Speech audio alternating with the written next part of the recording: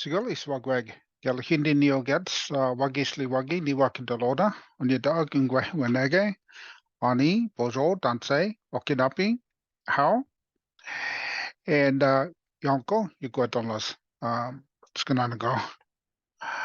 So for those of you who are new, or those who just don't know what I said, I always start the stream by introducing myself in my original language. Hi, Master Life. Yonko for being here. Welcome in.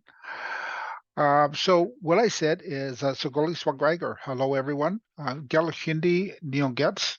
So Galahindi is my name. It translates to clouds passing over in the colonial language. And I'm a member of the people of the Standing Stone First Nations of the Thames here on the northern part of Turtle Island, the part that's been kind of segregated and relabeled Canada. And within that definition, I'm in a small area called Southwestern Ontario. And I happen to be Bear Clan. And then I said greetings and thank you, friends, for being here. And I appreciate everyone's coming in. So tonight I got a guest coming on stream with us. Now, we're going to be doing this through Zoom meeting. So just a couple of things keep in mind is that he won't be able to see your questions, but I will try to keep an eye on the chat. So feel free to post your questions in the chat, and I will try to relay them to our guest as we go along. You also, if you want to join the Discord, you can get update alerts and even make suggestions for future streams or topics that you'd like to see on this channel because we're essentially really focused on everything Indigenous. Again, if you haven't been here before, that's kind of where we're at. And so just to give you that heads up, Discord is where I always post the alerts, and I always give an announcement as I go live so that you can so people can get those. Now, Plex is a producer. He's a hip hop artist and songwriter, and he's also started up a record label called New Leaf Entertainment. He was raised in Edmonton or grew up in Edmonton, Alberta. For those of you who are not in Canada, and has moved to Toronto and is currently living there with his wife, Jennifer Podemski, who is also a filmmaker and producer and writer herself in her own right. And so he's joining us today. Part of what's going to happen is we're going to discuss his latest release. He released an album called Who Am I to Judge? Just came out this last October. And it's the first release in over 10 years. So he's had some hurdles and things to kind of along the way that has kind of hindered, I think, to a certain point, some of his career. But he has always jumped back on the horse and carried on, and has so there's been a struggle with depression, a struggle with drug and alcohol addictions, not to mention some legal issues back in the day. So Plex had co-founded an Edmonton hip hop collective that was called 118, so like WON 18, with a fellow artist named Relic back in 1997. And they released a 8-track album in 2005. He was not happy with the album, how it turned out. And I think that the reception of the album may have had some effects on how he handled things. So that may have played a little bit into what was going on. But so still having some demons to battle at the time, he worked through it, writing and recording his first solo album, which was called Brainstorm. Brainstorm was released in 2009, and it brought much more success along with 4 videos and 4 singles to complement the release. But now, again, it's been 10 years or over 10 years now since that release has come out. And so with this new release, Who Am I to Judge? We've already seen 2 singles come off of this so far. One called Great Ones, which the first single, which kind of was a celebration of the area he grew up in, as well as some of the struggles that he had along the way. Discussing his pride in the city. And then the second release called Red Flags, which we hear about some cultural appropriation and in the new wave of what we call pretendians, which we'll discuss. So I'm going to actually just send him now the invite to our Zoom meeting so that he gets that. And go ahead here.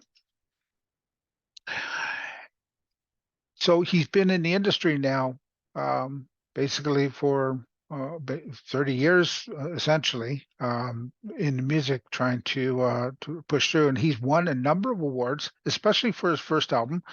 I'm guessing that he'll probably get a resurgence of awards maybe for this album as it comes out and gets pushed out, because we are starting to see the first single, Great Ones, already on a lot of the Indigenous charts and as well as university and college charts across the country. So he's starting to get that already, and so that's awesome to see that he's starting to get that popularity back and getting again back in the saddle, so to speak, to really push and promote some new music. And I think that there may be a lot of social and political commentary in his music as well, from his first album with 118, as well as his first solo album. And you can kind of hear it a bit in this album as well. So it'll be interesting to see his take on how that all comes about, and his attitude currently, and whether or not it's changed any from the first time, his first release.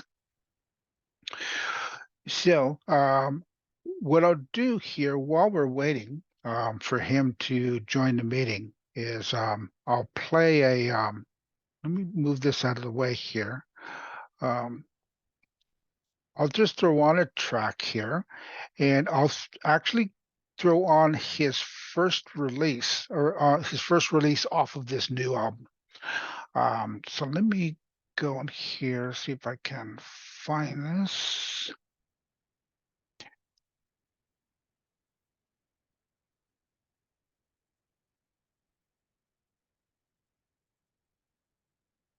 Okay, go down. Plex. Okay, so again, the first single off of this new album is called Great Ones, and it really talks about his pride and in the area that he grew up in. So this is let me get my actually he's here. Hold on.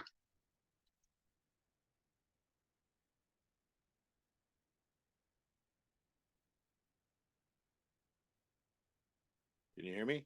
Sigoli, I can hear you. Can you hear me? Yes, I can. Sigoli, I was just want to first of all say, Yanko, great thanks for joining and being part of our stream today. My pleasure.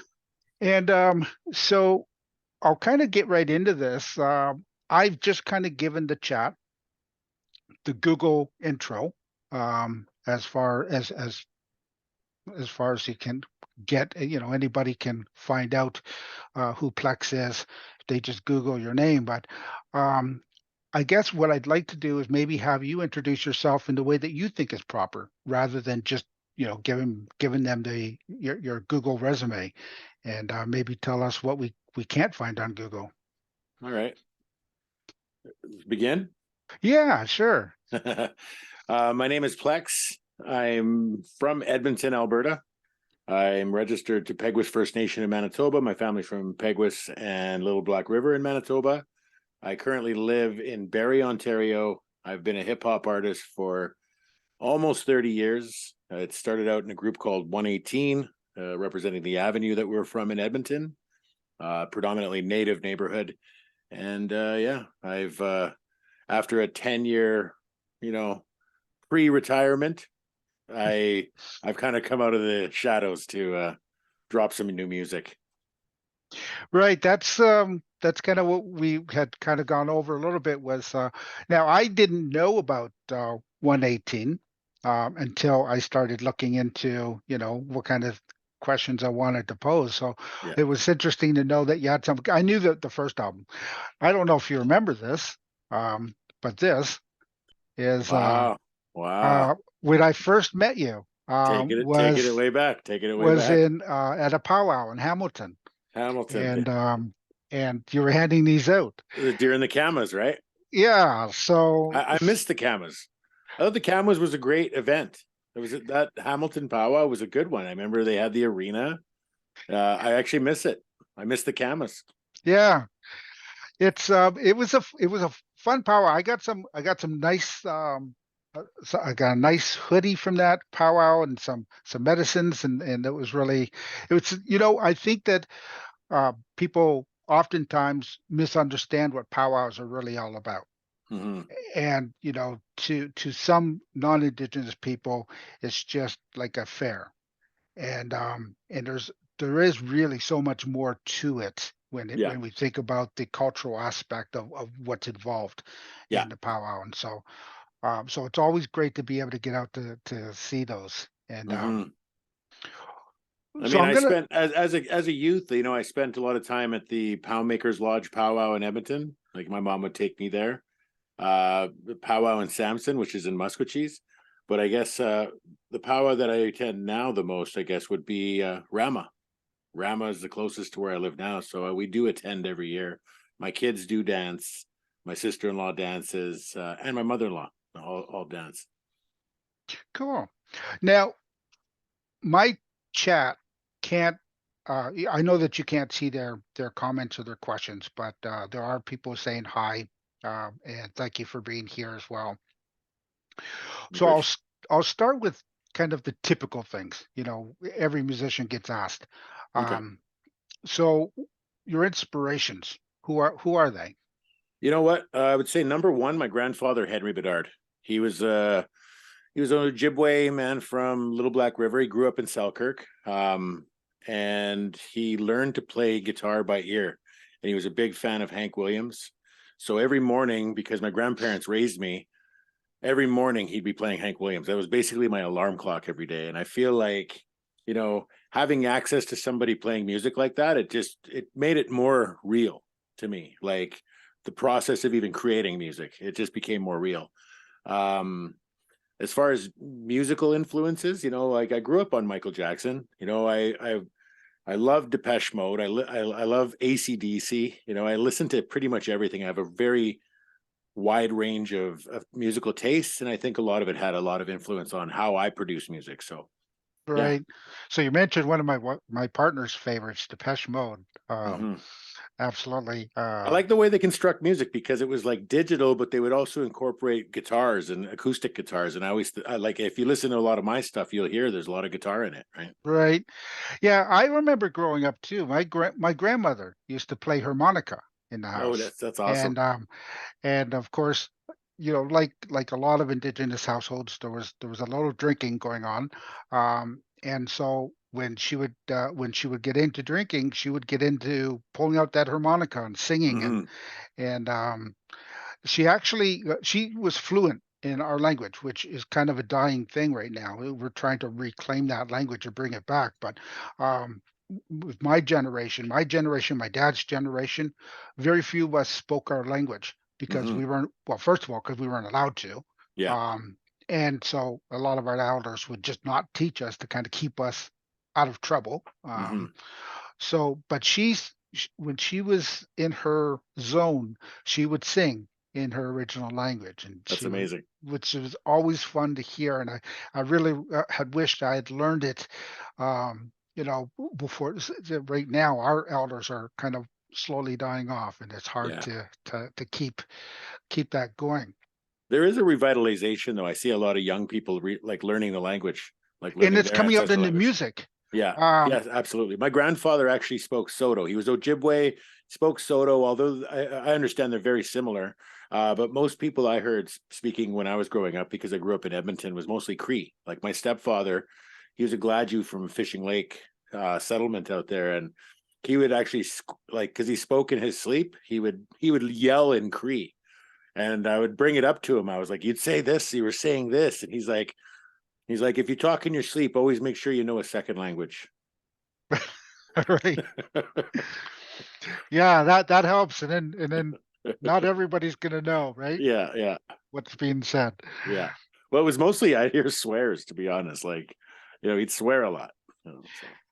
Yeah, there's I know that in northern Ontario there's like in the James Bay area there are a lot of Cree. And Yeah, so I I think the remember Cree growing up dialects are there. slightly different because I've had some debates on certain words, and usually they're the more derogatory terms, even though they didn't originate as derogatory words. They evolved into that, and then there's like a Right. difference of opinion on the origins of some words, right? So I don't speak any of my languages. I just know a few words here, like come here, hello, like those kind of things. But I'm very limited in my vocabulary. And I'm finding when I talk to people about my language is kind of like that. There's a debate as to what a word means Mhm. depending on the context in which it's used. Yes. So, f- for example, I call my partner Yuquatonla Ojinquo, which means friend of all things gold in its context. Hmm. But if you break it down, Ojinquo also means yellow. Yeah. It represents the color of yellow Yeah. when you're talking about describing things. Oh wow. Or some people can, of course, I think with colonization coming along, people will take those words and alter their meaning. So you call Hmm. someone yellow, you're calling them a coward, or you're calling them, Yeah. Yeah. Well, there's also that it's a like derogatory. experiment. There's also And that experiment where people would whisper something into the person beside them, and then when it gets around the circle, it has a completely different meaning or a different word, right? So right. things change as time moves on. As it goes from person to person. So uh, you've been doing performing. When Hmm. you performed, did you have any favorite venues you performed at? I don't know if it's still open. I'm pretty sure it's closed down, but I really like the Hard Rock Cafe down on Dundas Square in Toronto. Okay. Definitely like that. I performed at the Forks a few times in Winnipeg, and I like it down there. The native population is very dense in Manitoba, so like you see a lot of native people in the audience at those. Do they have And festivals there at the Forks? oh, absolutely. They like I attended one event. I was a co-host on Aboriginal Day Live for APTN one year. I think it was 2012. Winnipeg's Most was the headliner that year, and Okay. I'm pretty sure there were 50,000 people in attendance. Like there was a point where the gates couldn't support the amount of people pushing on the gates trying to get to Winnipeg's Most because they were superstars at the time. And I mean, I was actually a little bit afraid for my life. I thought I might get trampled Th- by like a bunch of 13-year-old native girls. And weren't they a little bit controversial at one point? Well, yeah, because I mean they spoke from what they were experiencing in life. So they grew up in poverty. They were I don't want to say that they were involved in crime, but they did see that. So they spoke about those things. And I think a lot of times it's hard for people to separate the music from the lifestyle. So they did have a lot of police presence. There was a documentary called The Eighth Fire, and it showed Winnipeg's Most, and you see Yes. the cops were following them around no matter where they went. There's So going, why? Why are you yeah, following me? Because I'm native? Is that, yeah. and Well, the cops? especially growing up in the prairies, you start to get used to that. You go into a Shoppers Drug Mart, you go into any store, people are following you around. Security, police will stop you just to ask you to empty your pockets. It started for me at 8 years old. So I had a lot of run-ins with the police, and unfortunately, this morning I heard there was some news where there was two police officers gunned down. They were murdered this morning. So that's back at home, and it's close to home because I know people that Edmonton, although there's over 1 million people there, it's still like somewhat small. Like people know each other, and so I do, just by going on social media, I can see people that are affected greatly by that. So you know, there's definitely an odd relationship between, especially Native men and women, and the police back home. And here, I find that I don't know if it's because, maybe I'm in a different tax bracket than I grew up in or what it is, but it's like I get pulled over. I feel like it's a completely different experience than how it was growing up in the prairies. I I I might be a little bit older than you, Hmm. but I do remember as a teen being stopped by the police for really no reason. And that's in Um, Ontario. yeah, Yeah. I'm in London, Ontario, so it's kind of Yeah. just about a couple of hours west of Toronto. Yeah. About 4 hours And from here. yeah, it's not even. I think it's like 2.5 hours. Yeah. Um, but even then, I mean, they would knock my lunch out of my hand and kick it on the ground and stuff. And it was Yeah. just like, you know, for what? Just Hmm. because I'm sitting somewhere that they don't like, or the way I looked, or whatever it happened to be. Hmm. So that kind of thing does. I mean, it happened everywhere across the Yeah. country, right? So and the problem with it is that as much as I'd like to think that we've progressed and we've moved forward, we can still see remnants of things that are going on still Oh, today. I'm well aware that it still happens in the prairies. I went out, I'm not sure if you know who Inez Point or Inez Jasper is, the singer. I've heard of her, yeah. So her and I were in Regina, and I think it was 2015, and we were walking to George Leach's studio. It was like maybe a 3 block walk from our hotel to where George Leach had the studio set up. And on the way to walking there, the police shine their spotlight on me. So right away, I instantly freeze up. I feel nervous no matter what. I'm not doing anything wrong, but because of like growing up with that type of being treated like that, I was usually quite nervous. So I'd like freeze up. I just tense up and just think, okay, I'm not doing anything wrong. I want them to see my hands. And But then you're a big guy too, though, I right? am. I'm about 6'5", 275 pounds. So I'm a big dude too. But I was also wearing a red shirt. So as the police left and we started walking, some native men in blue walked past us, and then they turn around and start following me and Inez, and they start swearing. They're like, this guy doesn't know what neighborhood he's in. And I'm thinking, I can't believe I'm that dumb. Like I'm so naive now. I'm like, I got out of the hood and I forgot. You don't just walk through our neighborhood, and especially in Regina, wearing like a certain color. So it's like you get it from both sides.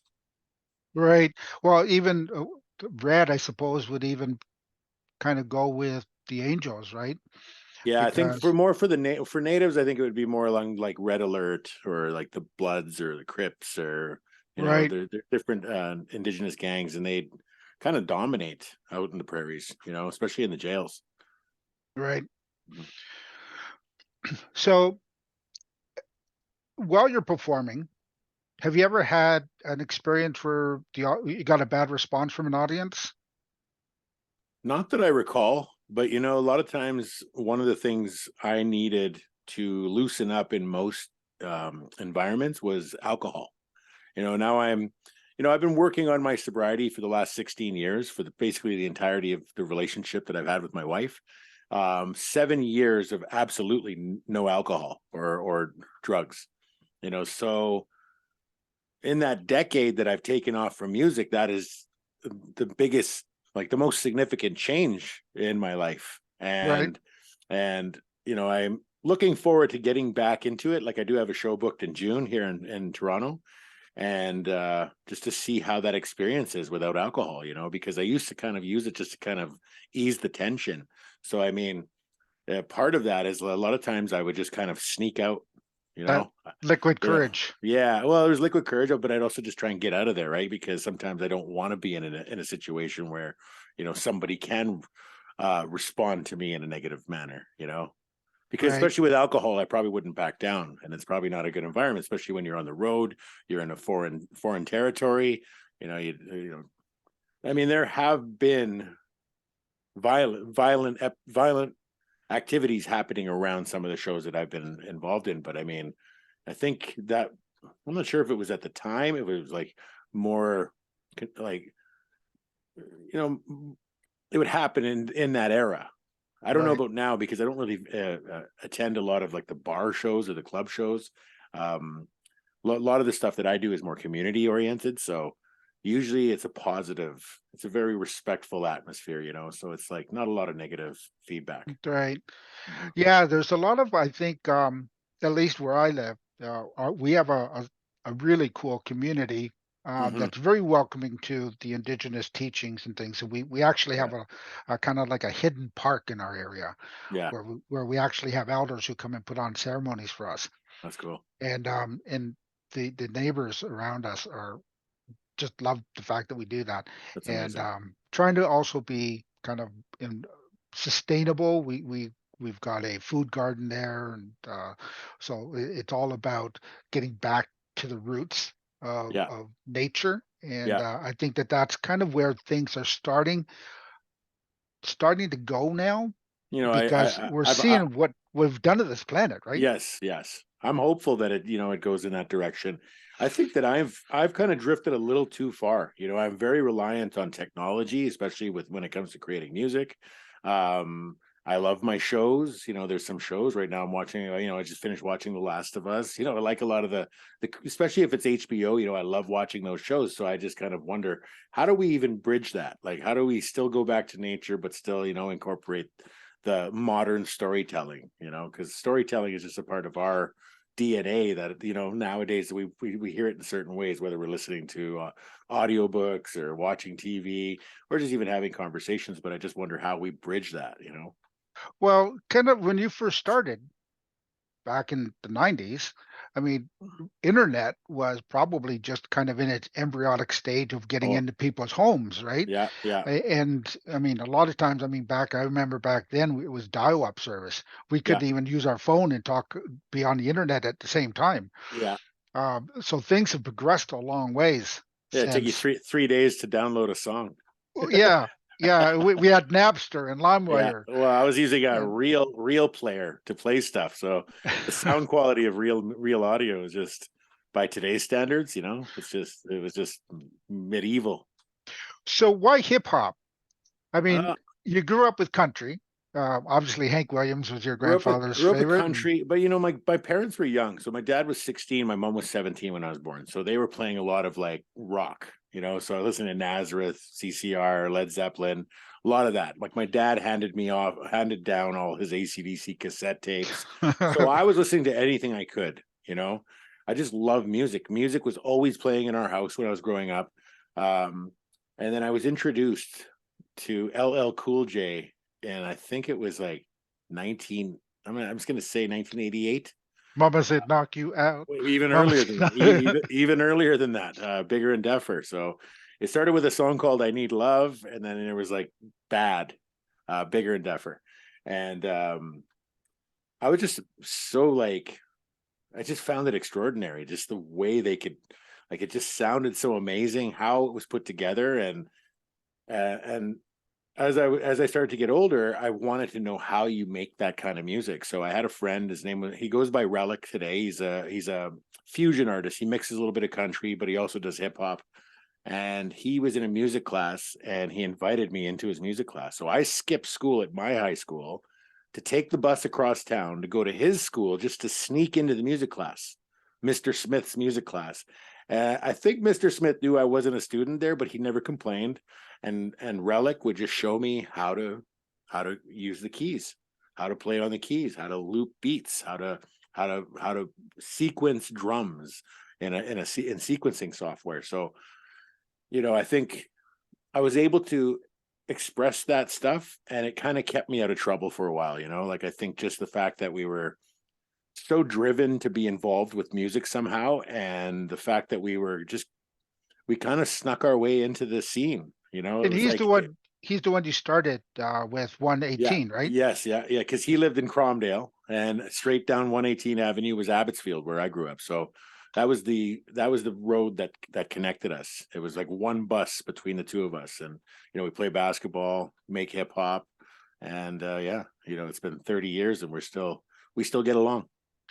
And he's on your label too, Yes, right? yeah, yeah, we're on the same label, yeah. So what's the any artist ever give you kind of like the best advice kind of thing as far as when you first started? You know what? It was basically, I went to a country singer out of Alberta. Her name was Laura Vinson. I think she's Métis or she was Cree, but she was like the biggest name that I knew of locally. So I asked her, like, how do I make it? And she said, even where I'm at right now, I'm still in the same boat. I'm still trying to make it. So when you find out the answer, you let me know. And I don't think there's anything. It's just, it's all subjective. It's like everybody's level of making it is like, it varies, right? So it's like, what is it you really want out of music? I think is really what you got to determine. And for me, I realized that, I realized when I moved to Toronto, my wife was already a celebrity. She was on Degrassi. She was in Dance Me Outside. She had, very well established and respected in the Toronto community and in the Canadian community. So we would get invited to these parties, and there was the E-Talk party, the Much Music Awards. There was all these different things where we'd walk the red carpet, and I realized pretty early on that I didn't necessarily want to be famous.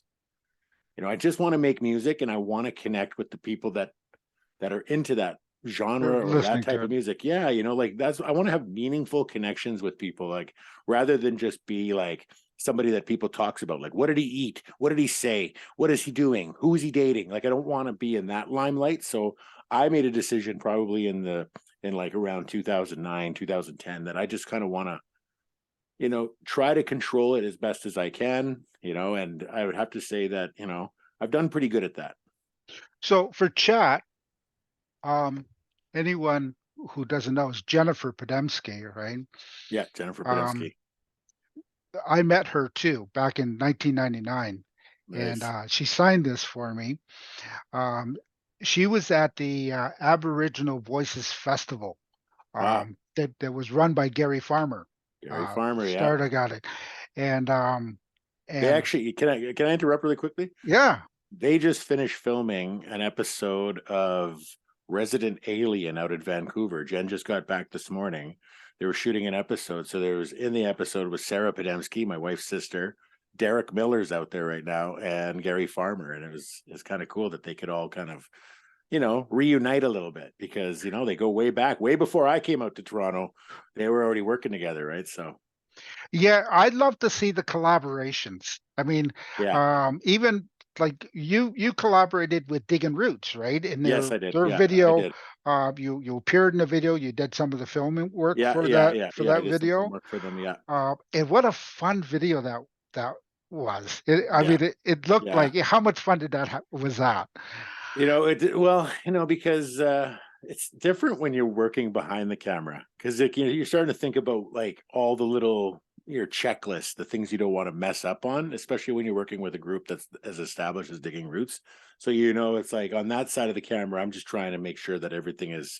It's hard for me to enjoy it, until it's done, and then when it's done, then I can kind of go, you know what, I actually had a good time doing that, and I could look back on it and think it was good memories, especially if we're on location somewhere exotic, then it's even better, right?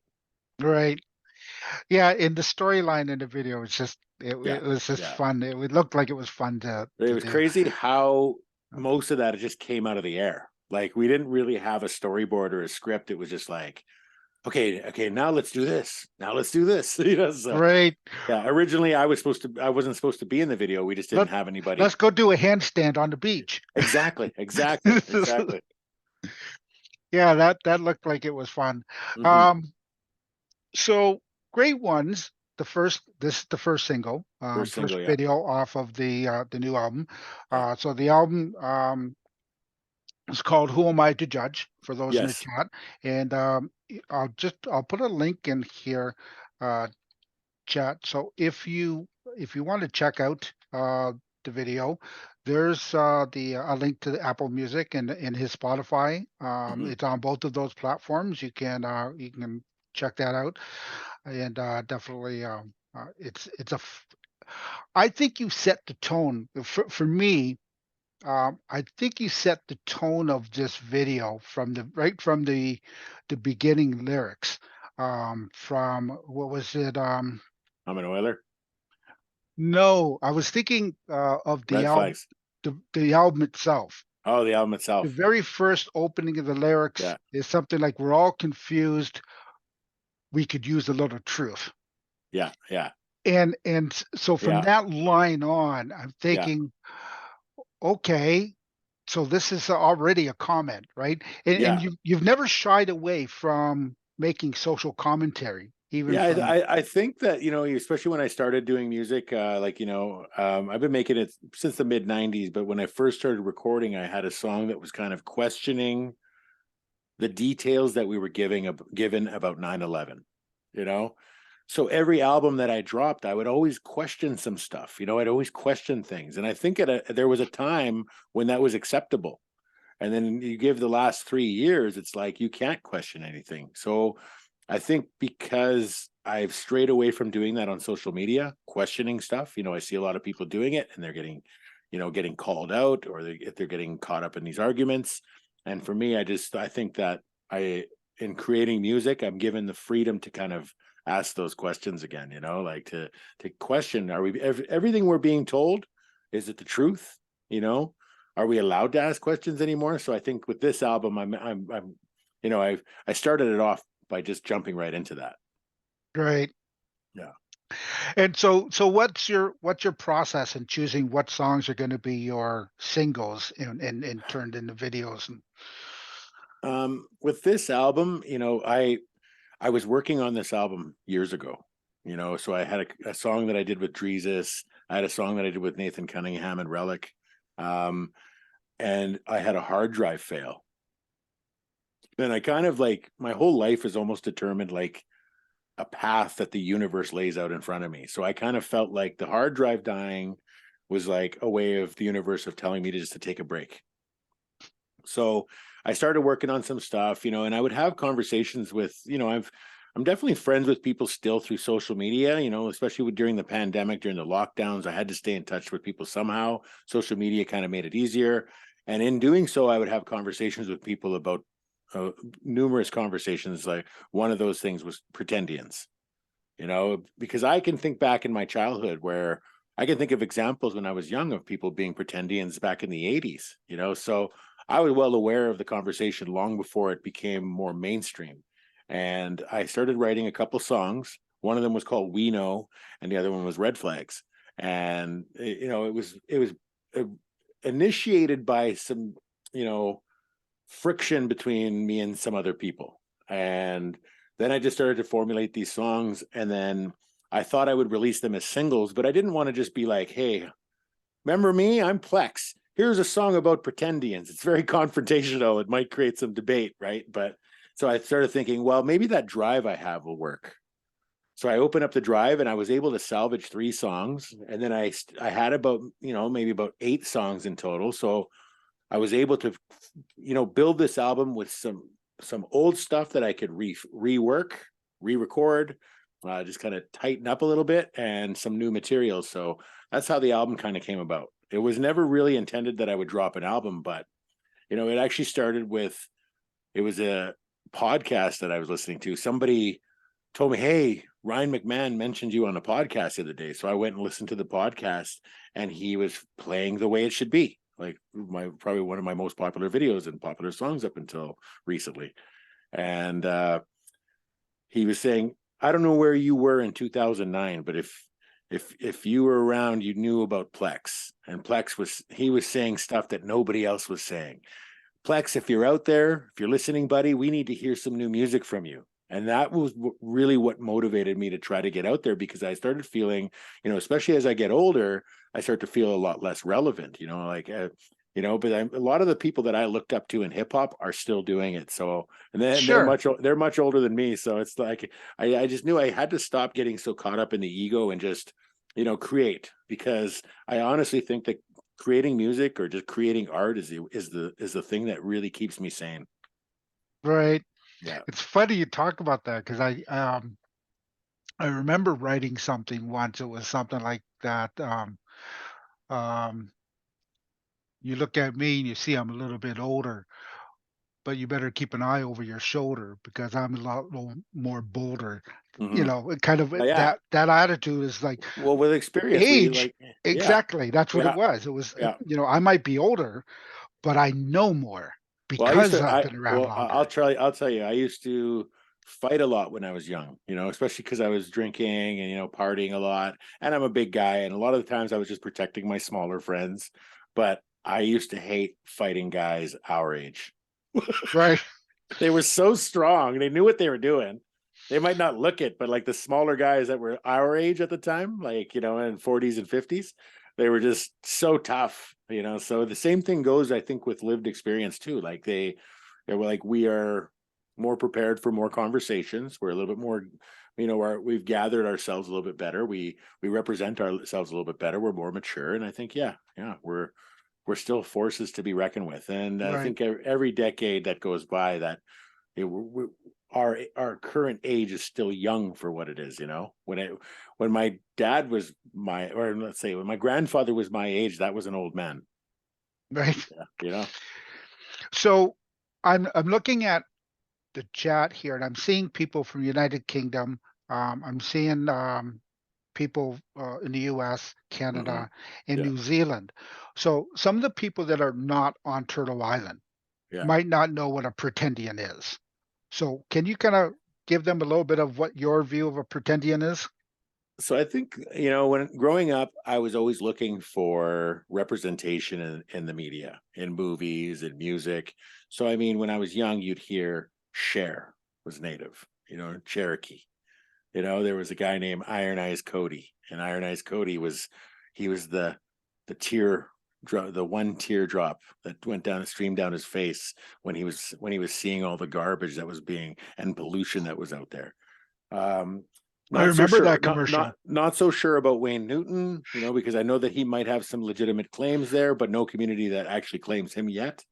But you know, like looking to these celebrities at the time, it was important. You know, you're trying to find people that you could identify with in there, and then eventually you start to find out, oh, they're not really native. They just claim that they're native. You know, Cher, turned out she's not. She's like I can't even remember what she is, Serbia or Italian. something. She's got some Italian. Yeah, it's like yeah. So there's like people who were European but were claiming to be Native American, and it's very like But disheartening, you do you know. think that the media fed into that or the industry fed into that? Because I mean, when you look at all the old movies, Yes. there were never any indigenous people in the movies. No, it was like They were all Burt yeah, they're all Lancaster, played by Chuck white Connors played guys Geronimo. Yeah. or You know, European people who may have had some similar features. yes. So I mean, like, um, at some point, you know, I think conversations started taking place, and I would have them with a lot of women who, you know, who work in academia, and they would say, you know, there's this woman, she's a professor at this college, and she says she's native, but like you know, they would just even have a feeling about it, like there was a vibe, right? And it opened up the door, like these conversations opened up the door that there was an alarming number of people who were non-indigenous claiming indigenous ancestry, claiming, taking stories that, you know, like piecing together stories that were very similar to actual stories told by native people. And it turns out a lot of them were getting caught. A lot of them were professors, there were authors, directors, actors, musicians, and it's been going on for a few years. I mean, you go back to the 90s, I'm pretty sure Iron Eyes Cody got outed at some point. I think it was after he passed away. He does have native offspring, but that's because he married in, right? And had children with a native woman. But you know, more and more these conversations are taking place, sometimes not so eloquently. You know, there are social media pages that, you know, really dive in, they're angry, you know, they're, and rightfully so, I believe. I just think sometimes we just need to kind of be able to, you know, shelve the anger and speak rationally. You know, I think It's all you, about presentation. yeah, you know, you want to try and just go in there and just come in with facts, not with emotion, you know. So it's like get your facts straight and then you kind of go after some of these people. But right now there's just a lot of people that have a lot to gain from pretending to be indigenous, you know, because there are grants, there's scholarships, there's funding that's allocated for marginalized indigenous people, and there's some people that are just kind of, you know, looking for ways in. And you're seeing people, for me, and it wasn't so much a pretendian, but I guess one of the things that even created this like jaded perspective that I have was in the 2012, or was it 2000, yeah, 2010. I actually just read the email recently. 2010, I had submitted for the Juno Awards, and I received an email that said, we don't see anything about your album that identifies it as indigenous. Is there anything on this album that would be an Indigenous experience that we could reconsider accepting it in the Junos. And I was like, well, number one, I am Indigenous. I'm Ojibwe and Cree. Number two, there's a verse on there that's basically 500 years packed into 20 bars. So I like pointed that out, and I didn't get in. And I would have been fine if they just left it as, you're not good enough. I would have actually been okay hearing that. But, that year there was a white entertainer out of Winnipeg who got in with flute music. So I didn't agree with that decision. And that's when we only had one category, right? It was Yes, yeah, it was you only only one had category. Aboriginal artist. Yeah, so so a lot of things. I mean, our life experiences kind of shape who we are, and the more and more that was brought to my attention, in that instance where a white gentleman got in with a flute album and an Indigenous hip hop artist didn't get in because they didn't feel his album was Native enough, I would have honestly said they didn't think it was good enough. I honestly think I would have been much better off hearing that from them, rather than it's not Native enough. I found that to be very confusing, and it started to just, my attention starts to shift in that direction more. And the more that I start to see artists that I start to question, and I've worked with a few. That's the thing, is I've worked with a few, and then later on I start to kind of question, like, who's your community? What community claims you? And now it's gotten to this point where when you're asking somebody which community claims them, you kind of know who's who by who gets offended by the question. Because, right. I did a interview with APTN recently, and the first thing they asked me was, what community claims you? So I listed off the two communities that my family's from, and the one that I'm registered to. I had no issue with being asked that question. But others seem to act like that's an insult. And I've heard some people refer to it as lateral violence. And if you don't know what lateral violence is, it's when, maybe there's, in the Native community, there would be one Native person who's jealous of another and says some gossip stuff. And that's pretty common, it happens. But I would say that this is the furthest thing from lateral violence. Well, I think in my community, the first thing people do when they meet you is say, "Who's your parents?" Yeah. Yes, I mean, absolutely. Or your grandmother, or you cook them, you never, it was never, you never thought about that question a second time. Yeah, Just because it was usually like, I think I used to babysit you. This is my father. This is my mother. Yeah. Yours are my cousins, and this, Yes.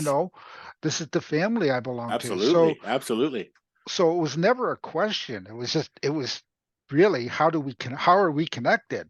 Yeah. Because we're all related, right? Mm-hmm. And so my community consists of about maybe 6,000 members. Yes. And maybe 1,000 of them live on the settlement.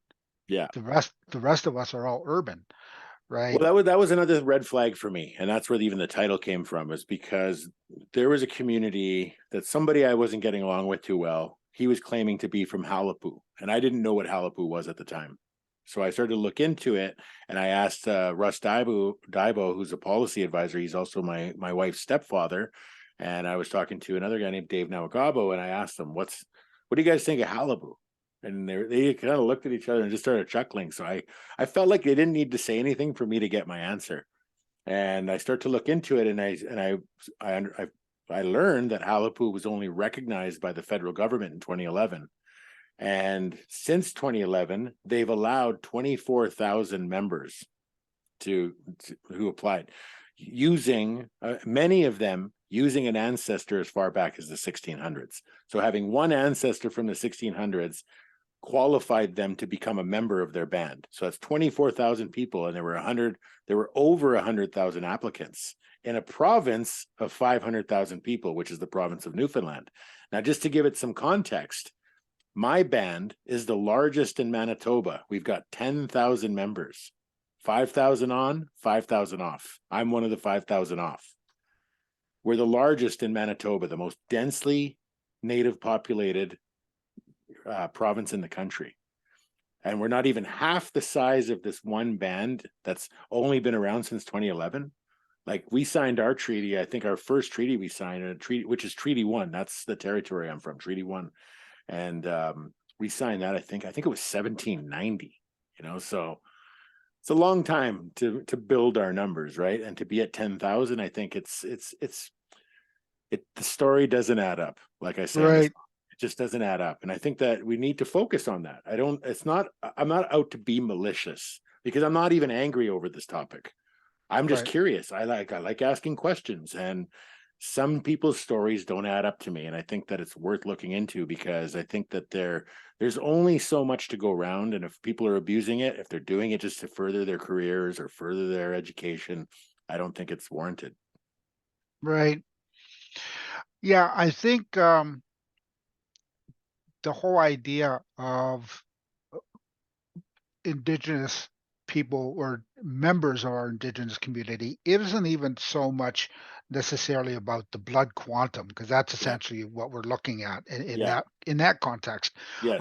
We're looking, it's where do you belong in the community? Because Yes. we've had people who are members of our community that are not necessarily Indigenous per se by blood, Yeah.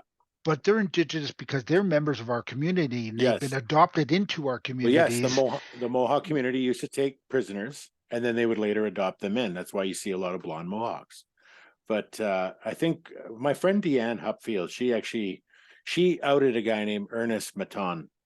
He claimed to be Mohawk, he claimed to be Métis, but he was an elder and he was giving out Ojibwe names to whoever he was mentoring. And then he got outed and just kind of like vanished. He was exposed for like making over $100,000 a year through the college or the hospital that he worked through. And Deanne has been pretty good at that because she's very rational. She's very thoughtful and very well spoken. And she made a point recently where she said that it should be up to the communities to kind of determine who's in there. So, like whether or not the government recognizes your kids or your grandkids, because they've got certain cutoffs, right? So it's up to the community to decide. I know that Ganawage does. Ganawage has their own separate list that's separate from the Indian Act, and I think I think that's actually a pretty good idea. Right. Yeah, where the community decides. And that's where that blood quantum versus, um, legalities kind of Yeah, come into yeah, play. yeah. So that's kind of, when you think of the red flags and some of the songs on your album, do you think that maybe artists should take responsibility in kind of bringing out awareness in their art form, or do you think that that's kind of something that you're predisposed to doing if that's kind of, you know, um, I think it really depends on the type of person you are. For me, I'm the kind of person who likes to call those things out. I can't force myself to write something. It has to just flow through me, So red flags, that wasn't a conscious effort. That's just the energy I was feeling and how it presents itself on paper or in a notepad on my computer. I can't force a song out of me, and I don't even like what comes out of me when I do try to force it. When somebody's like, here, write a song about this, I can't just necessarily do that. But right, having conversations, which I think are important, it's healthy to have conversations. In the pandemic, I wanted to make sure that I was carrying on having conversations with, influential people, people, educated people who can kind of educate me because, even as I get older, I still want to learn. So, um, I think those conversations influence the creation of those songs. right. So have you seen Avatar 2? I haven't seen it yet. I'm not necessarily boycotting it. I just, sometimes it's just hard to catch up with life. I own a business here. I have two young children. So, you know, at this point, they've all seen it. Like my kids have seen it. So it's like, I could wait for it to come out on streaming sites, or I can go see it by myself. Or if my kids liked it enough, maybe they go see it again with me. But I haven't seen it yet. But let me So know. no, Let me know your thoughts. no opinions on it yet. Well, no, I don't want to hear any spoilers. Let's put it that way. Well, did you But see the first one? I did. I lived it. We lived it, didn't we?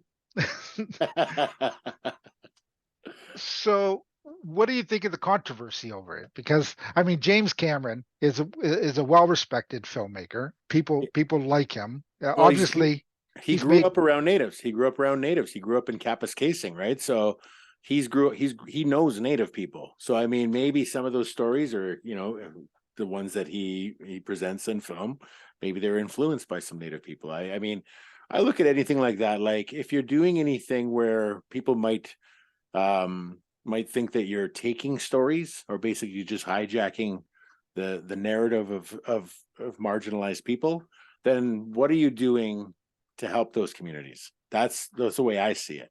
Are you just getting rich? Are you just making billions of dollars off of our stories? Or are you trying to help improve the conditions within those communities? I think it could be forgivable in that way. I always used to say that when people would complain about when Washington Football Club, whatever they're called now, when they were called the Redskins or there was the Cleveland Indians, I always thought, well, these are like billion-dollar companies. Why aren't they putting more money in towards these communities? I think keep the name, but let's see you benefit these communities. Let's see you take a bunch of kids out of there and get them into sports activities, sports programs, Interesting idea. Yeah, that's a Mhm. concept. Yeah. And that's kind of, I think I've heard something about that with someone had made a comment about James Cameron saying, you've already made over $600 million on this Yeah. film. Yeah. Where's that money? Where's it going? And who's Hmm. benefiting? Is it just going in your pocket, or are you actually using it to feed back into what influenced you to create that art? Yeah. So that's kind of, I stand behind I really believe, as I get older, although I may have some conservative ideals, I've mostly been left wing my entire life. And I do believe strongly in social programs. And I think if anybody's in that kind of financial position, that they should at least, that's where their philanthropy should kick in, is to try to help, people, especially like social programs, like the ones that help save my life. The fact that there was a rec center in my neighborhood where we could play basketball. And it wasn't always the safest place to be. There were like, there was nobody really watching over us, but it was a place that we could play basketball. It was a place, just having resources like that, I think are important for the youth because it just gives you something better to do than to get into trouble. so I was talking to Crystal Shawanda was Hmm. on my stream about just over a year ago, Hmm. and she said that getting in what she tried to do, because she was country, Yeah. when she first came out anyway, she was country, and she went to Nashville to record Yeah. and ran into a lot of hurdles Yeah. along the way, not only because she was woman in the country scene, because Yeah. mostly it was guys doing the same with rock, right? Yeah. It's a guy's industry, Yeah. but because she was an indigenous woman to top that Yes. off. So she had kind of two spikes against her before she got started. Did you ever have to run up against things where you felt like you have a bigger hill to climb than say non-indigenous artists did? Oh, absolutely. Absolutely. I think that, especially being in hip hop, there was no native hip hop artists when I began. It was there was a few of us that kind of started together. So in the early days of my career, War Party was just beginning. Okay, So Relic was actually teaching not just me how to make beats, but he was teaching Rex Smallboy from War Party. He was teaching Tom Cryer, Hellenbach, um, and then we just kind of grew from there. So 118 and War Party were coming up at the same time. It's just that War Party was basically a sober entity, whereas we were like partying. We would book shows and we would party. We would just like, we thought we were rock stars. So I mean, there was no reference at the time of like native hip hop, but War Party started to set the tone. They basically they created a lot of firsts in the industry. So eventually it was easier as somebody else does it, it kind of creates the precedent for it others that opens it opens the yes, door. for others that follow. And I think that probably for Crystal, I mean, she's probably had Buffy, she's probably had a few other people she could rely on to as reference, but she kind of had to create it as she went, right? And I Right. feel in a lot of ways I did too. Unfortunately, it's just, I mean, there's not a lot of indigenous rappers who've been doing it as long as I have, and I think I think that says the most. When I first I used to guest host a radio show called Smoke Signals for Dan and Mary Lou Smoke. Yeah, You Dan actually Smoke. Yeah, you yeah. probably know them. Oh, I know. Um, at the time, I think it was War Party. There was a band that did one album called New Breed, Yeah. which did So one album. It was independently released, and then so they that's Derek disappeared. Mason. So that's Derek Mason. So Derek Mason is actually who was I guess he was my mentor. You know, he was one of the best native rappers probably in the continent. And the problem with Derek is I think it may have been the effects of residential school, you know, like handed Right. down to him, intergenerational trauma, but he was not the most trustworthy guy. Very like I got along with him, but sometimes he was just like unreliable when it came to shows. Sometimes he would gossip about people. Like, you want to talk about intergenerational trauma? I experienced a good chunk of that with Derek Mason, who was the main guy in New Breed. But he opened doors for a bunch of us, for 118, for Red Power Squad, Oh, probably Red Power Squad. I like them. yeah. So, you know, I think a lot of it, he's one of the OGs of the native hip hop scene. I just wish that he would have understood his own potential, because he had songs in the early 90s that are probably lyrically good by today's standards. You know, Right. that he was like the Rakim of native rap, and he was one of the originals. New Breed, I remember when that album came out, because him and I weren't getting along when that came out, and there was a little bit of back and forth between him and Relic, because he said some toxic things towards Relic, and Relic was my homie at this point. Like, that's how I met Derek Mason. He went by Mace the Project Poet, and then he responded to there was a little bit of a beef going on there. It was like in the beginning of hip hop, Karis One and MC Shan were at war. LL Cool J and Cool Mo D were at war. So I mean, like, that was kind of the norm back then, and I think that's why, for me, like, to be as vocal as I am, especially on this last album, it's because it's rooted. Hip hop is rooted in that. So there's There, always a little bit of conflict there. yeah, there was always the East Coast West Coast Yes, debate yeah, too, yeah, right? yeah. Well, that grew. That Um, grew later, because it was always about the East Coast. But then the West Coast said, you know what? We're good too. And then I remember even Outkast, when they accepted a war, the South, they were the South, right? They're from Atlanta, and they were like, the South is in this too. Like, so it's like it became very territorial for a while there. And I think, you know, the internet has made the world a smaller place. So at this point, it doesn't really matter where you come from, like where you're situated. You know, we're just right. kind of global at this point. Yeah, I think the for Ontario we had I guess we had True Res Crew. True Res Um, Crew, because I was living in um, Alberta when I heard of True Res Crew, and I was connecting with Jonathan Garlow at the time. And then War Party kind of, you know, started working with them, I think. And like the first video I saw from them was Never Look Back, which I think may have been directed by my wife. I'm not too sure. I think it may have been, but Lucy Idlout was she sang the chorus on it. okay. Derek Miller played the guitar on it. And if my wife didn't direct it, it might have been Laura Milliken, but it was the company that they owned called Big Soul Productions at the time. Yeah, that's a lot of collaboration there. Oh yeah. That's pretty awesome.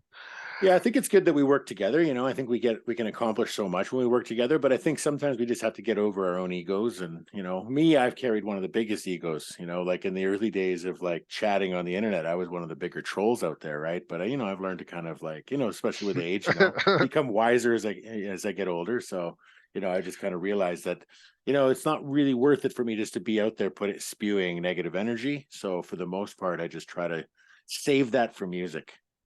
So with Jennifer's, obviously she's a filmmaker, producer, Yeah. writer in her own right. Have you Mhm. guys collaborated a lot on different sub projects? Yeah, so she directed my first big budget music video, which was The Way It Should Be.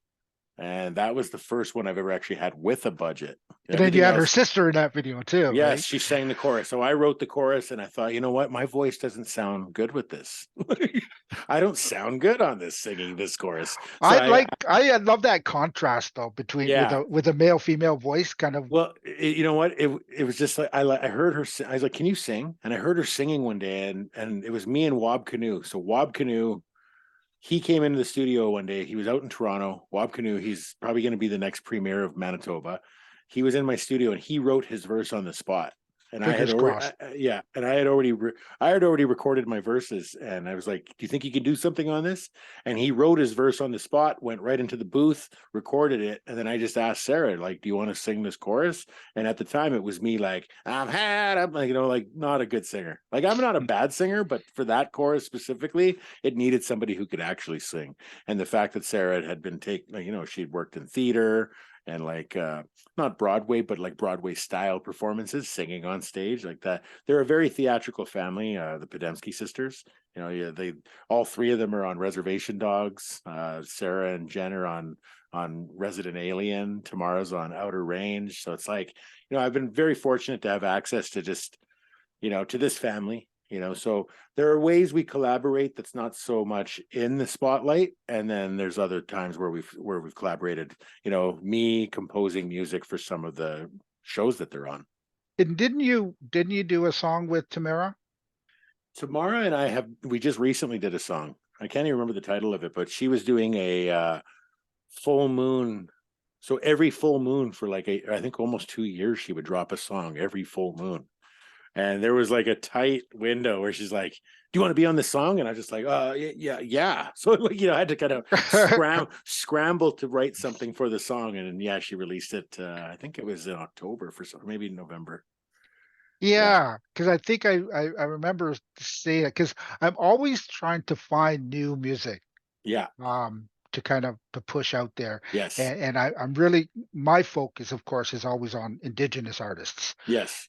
So I'll play on my stream all the Indigenous artists I can find, whether Yeah. it's I'm not sure if you're aware of this, but like I had for 83 weeks, I was the only live on air host for AVR.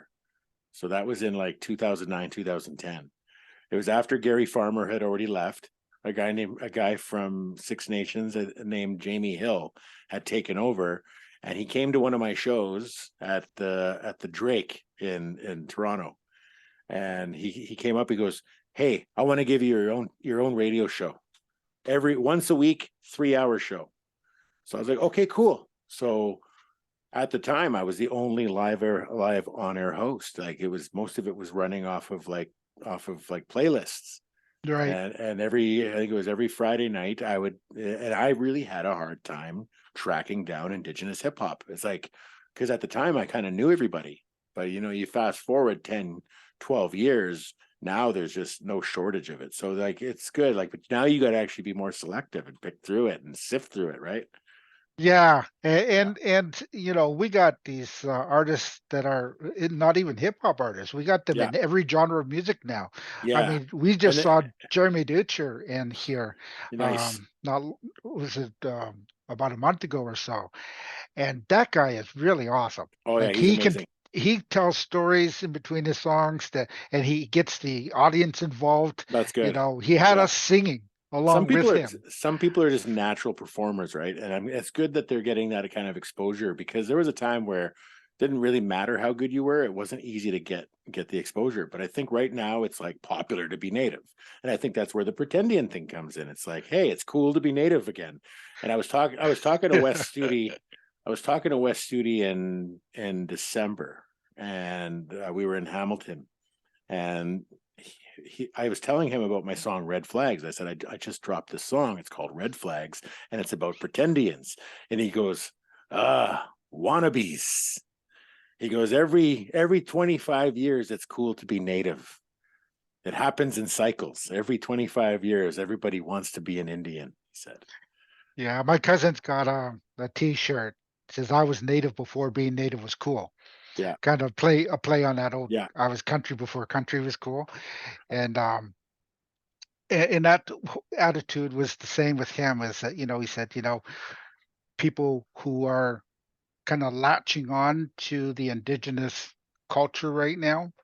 Um, and it's not even necessarily that there's a financial benefit from it, but even the esteem that people Yeah. are getting from it now, because we are really moving back into a roots-based society with what's happening with the environment, what's happening with the oil companies Absolutely. and all the other stuff. We have to, and if I think we're not spread out like we used to be.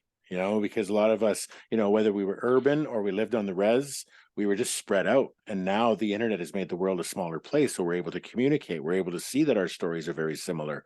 And I think a lot of times it's like somebody who may have grown up with similarities in their life that were similar to the native experience. And that's one of the things that is the most important for me, is the lived experience that a lot of us share.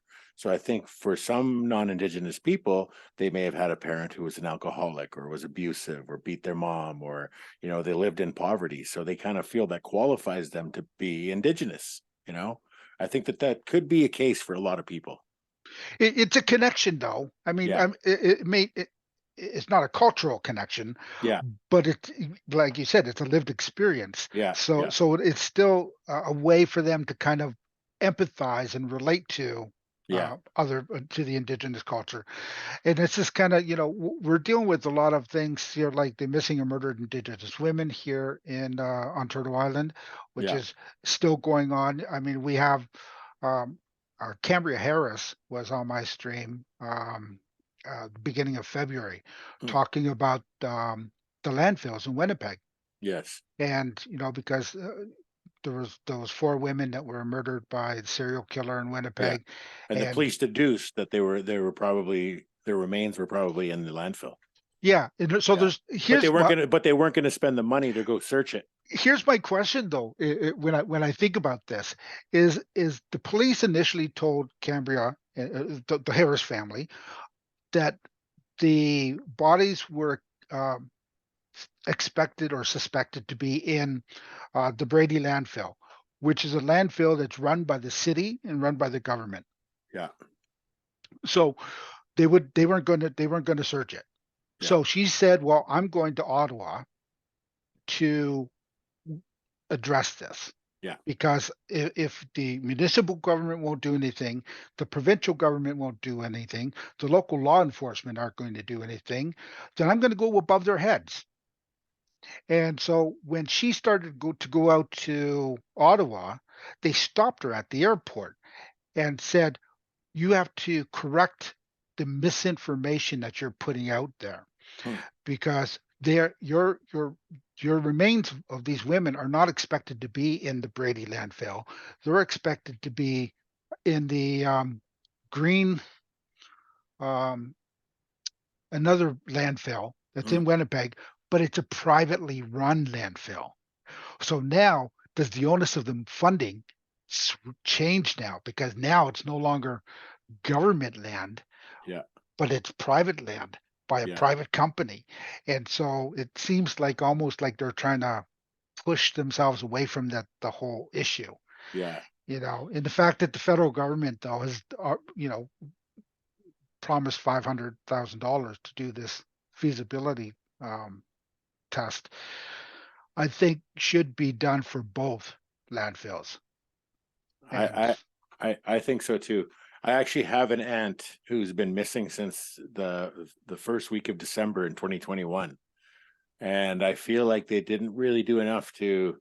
I know they tried. They had hovercrafts out by the river in Edmonton. They had helicopters. They've had search parties, but you know, they just kind of drop it off after a certain amount of time. And I feel like they're not doing enough. I mean, I'm not out there advocating that they search for my aunt and do more, but I do think that they need to do more.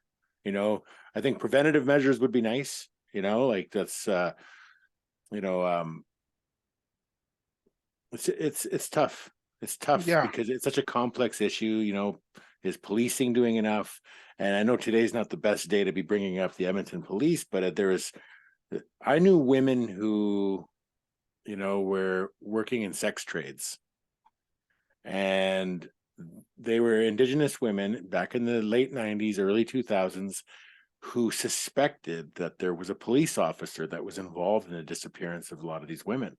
So I mean, if that's who we're relying on to help, sometimes it's such a conflict of interest, right? So it's like, what is the right. answer? Do we bring in a special task force that does it? Like, does the government even care enough to create something like that? Or like, I don't know what the answer is, but the numbers are just way too disproportionate.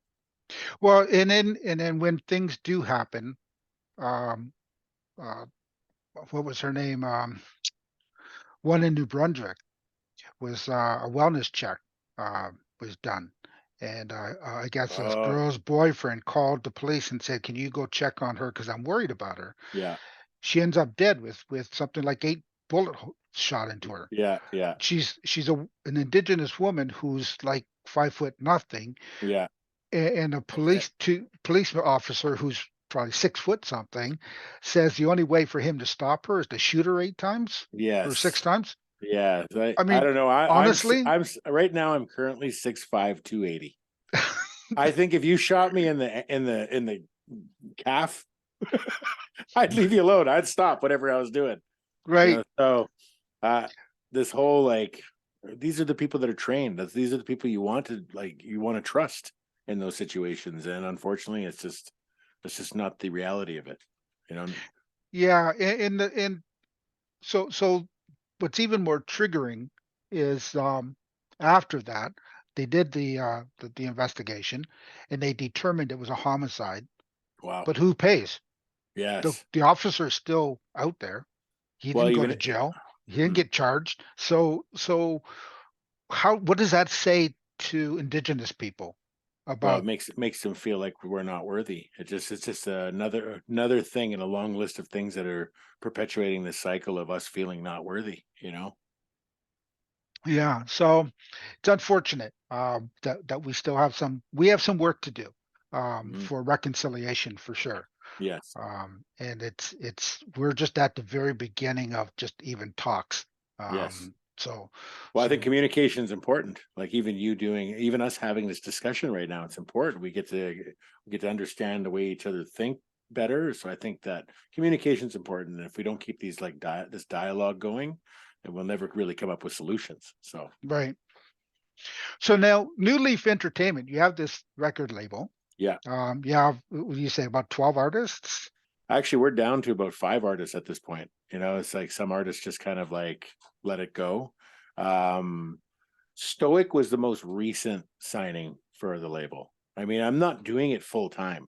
Right. I'm there to just offer services in any way that I can, but I also own a couple other businesses, so it's like tough to manage it all, and especially being the father of 2 young children, trying to make sure that they don't end up falling into the same cycles that I did growing up.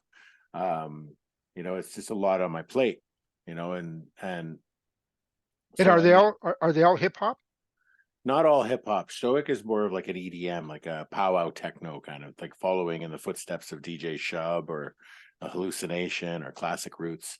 But yeah, Very nice. mostly hip hop. There's a band called The Deeds out of Winnipeg. They're more rock based. Collaborate that with them a lot. There's another gentleman named Brandon Brown who I collaborate with a lot. You hear him on the opening of the album is him singing the chorus, right? We're all confused, right? Right. Um, so like I mean, we were essentially hip hop based and R&B. Like we had 2 R&B singers that we had on the label in the past, but we've also had a country artist on the label. When Nathan Cunningham was nominated for a Juno and won Artist of the Year at the IMAs, he was the only country artist on the label and the only artist on our label to get nominated for a Juno. I was gonna say there was a song on your album that reminded me very much of old school soul. Yeah, And I'm trying to remember, I can't remember exactly which one it was, but I was thinking, wow, that kind of takes me back a few yeah, years. yeah. I wonder. Um, It might have been Lucky Stars, maybe Lucky Stars or Feel or Music. or actually maybe it's I'm trying to think now, maybe it was your first one, maybe it was Grateful.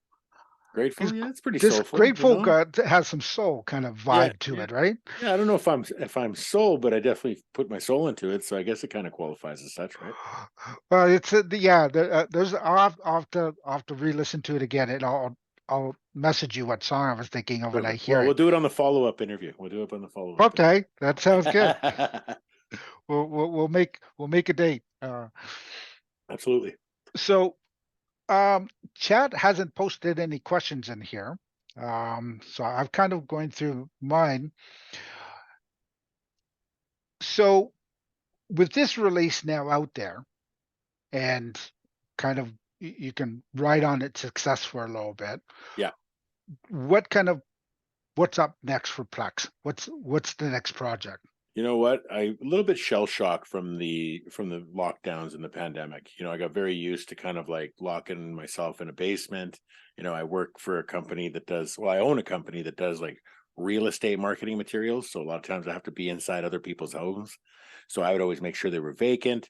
So, I'm like a little bit of shell shock from all of that. So I'm kind of easing my way in. And the fact that I, used to use alcohol as a way to loosen up for my shows, and now I'm kind of have to reinvent myself as a sober artist. So I'm looking to just get back into practicing, doing more shows, rehearsing, figuring out if working with a DJ or working with a band or working with both is better for me.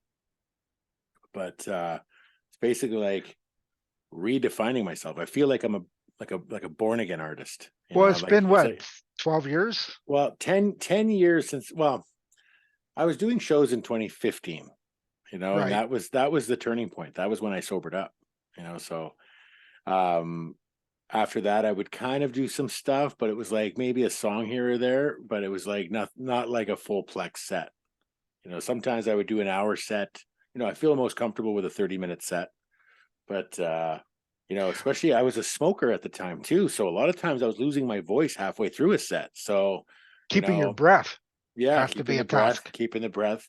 And now that I've cut a lot of those toxic elements out of my life, I just want to see where I could take it now, as I age. I'm aging gracefully, I think, but I definitely want to just kind of take to the stage again and just almost reestablish myself. And I'll get a chance to do that on June 23rd in Toronto.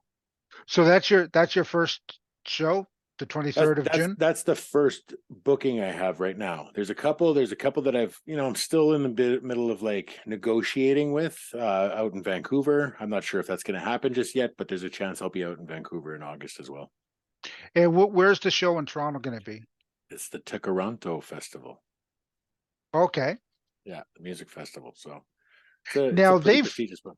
they streamed that last year, right? Oh, nice, nice. I think. So I I think they wonder had if to. they'll I think they do, had to. yeah, because of obviously Yeah, people couldn't go issues. out. People weren't ready. People weren't ready. And I think that, I mean, obviously the this whole thing that's gone from a pandemic to an endemic, Yeah, or has changed uh, kind of people's view on how close they want to interact. I mean, we are starting to loosen up. We're starting to socialize again. We're yeah, starting to have gatherings, but yeah. people I think are still a bit cautious about exactly how close they're going to get to others. Absolutely. Um, so I kind of get that. So June 21st at the Toronto Festival, That's June um, 23rd. June 23rd, the 23rd, right? Toronto Music Festival. The ink isn't even dry on that one. I hope I don't jinx myself on that Well, we'll have to keep an one. eye out for that and Yeah, see if. absolutely. And again, I want to say big Yonko for joining us today. Miigwech, It's miigwech. been great to have you, and it's been great to catch up on what's going on with the music, Yeah. and I'll definitely keep in touch. Thank you so much.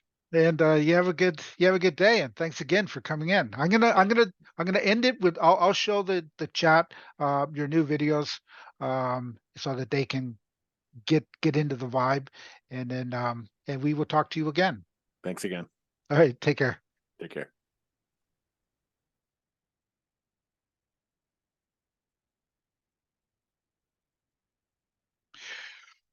Sigoli Swagwag again. Yanko for everyone for being here. So that was Doug Bedard is his name. But as his entertainment model, he's Plex, and I think that was great. He took the time to come join us. I'm going to exit out of this meeting